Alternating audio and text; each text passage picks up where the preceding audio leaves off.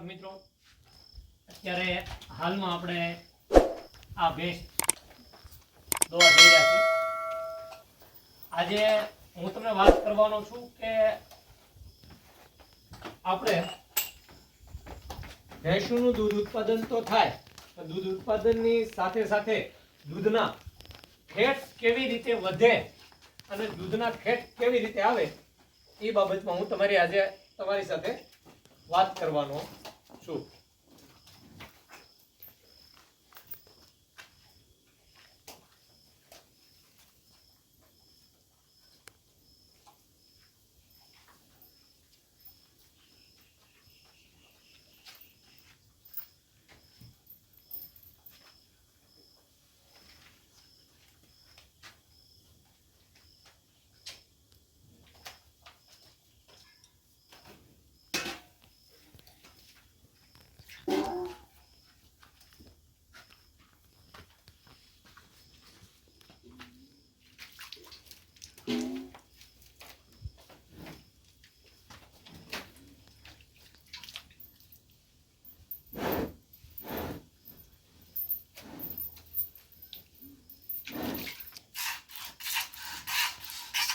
તો મિત્રો, આ ભેંસ દોવાનું ચાલુ છે.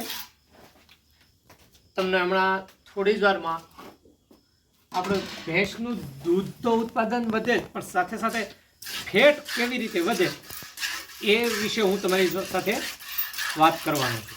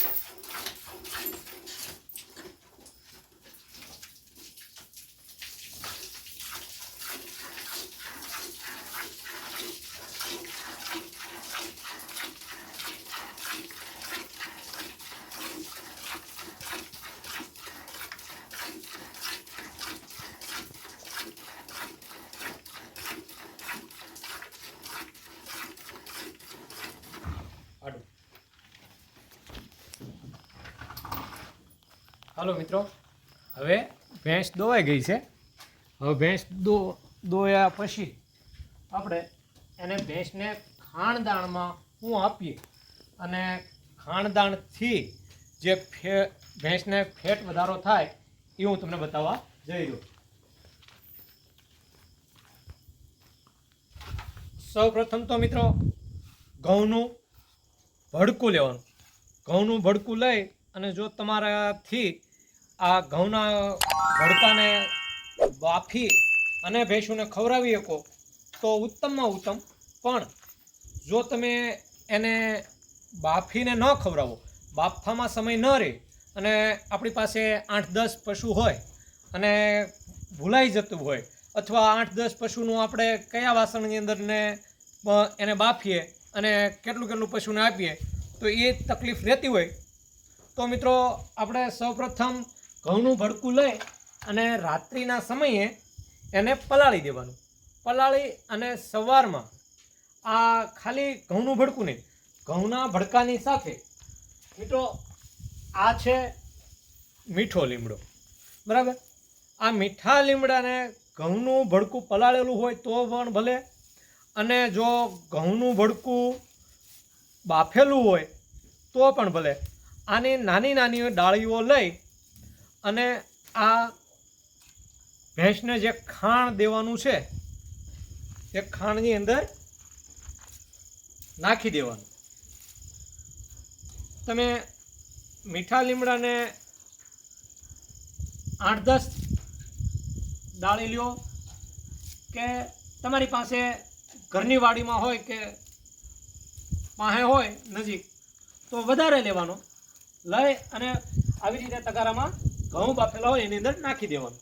નાખી અને મિત્રો જે તમે ખાણ દેતા હો, ટોપરાનું ખોળ હોય, કપાસિયા હોય, કપાસિયાની પાપડી હોય, જે તમે ખાણ દેતા હો એ ખાણ લઈ અને એની અંદર તગારાની અંદર નાખી દેવાનું. અને ભેંસને કે ગાયને ગમે એ પશુને તમે એક ધારું 15 દિવસ સુધી આ આપો એટલે તમારે તમે જોઈ શકશો કે આરામથી આ દૂધની અંદર પણ મીઠા લીમડાની સુગંધ આવવા મળે.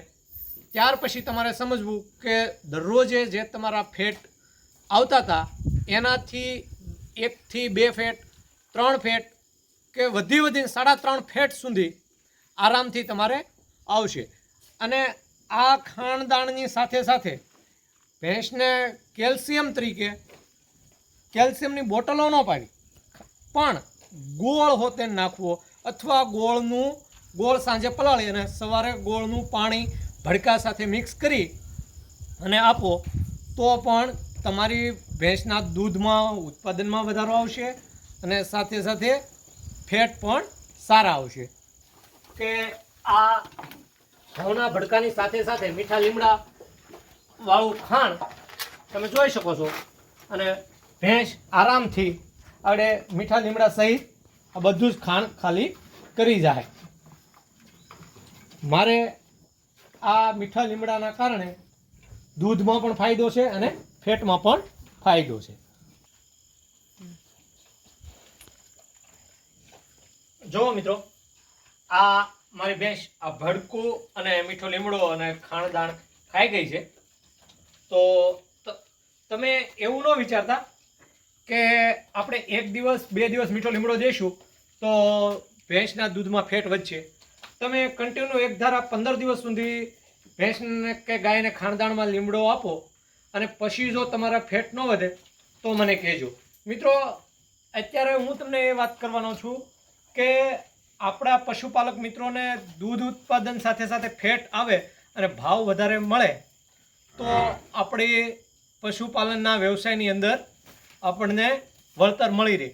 મિત્રો, જો મારો આ વિડીયો આપને ગમ્યો હોય તો અવિનવી આવી દૂધને લગતી પશુપાલનને લગતી માહિતી માટે આપ સબસ્ક્રાઈબર કરો અને મારી ચેનલની સાથે જોડાઓ. મારી ચેનલને શેર કરો અને આપ બેલ આઇકનનું બટન દબાવી અને મારી ચેનલ સાથે જોડાયેલા રહો.